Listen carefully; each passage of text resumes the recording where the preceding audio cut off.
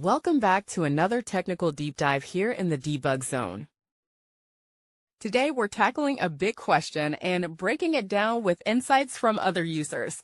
Hopefully this clears up some misconceptions and helps you get the answer you need. So buckle up, stay a little curious, and let's jump right in.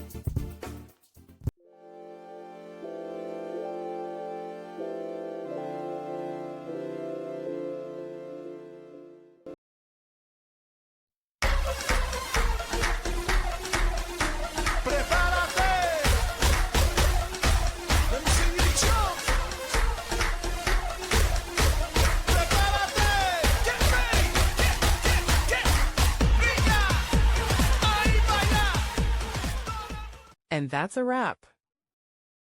I hope you found the answer you were looking for.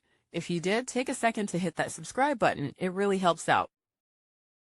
And let me know in the comments which solution worked best for you. See you next time in the debug zone.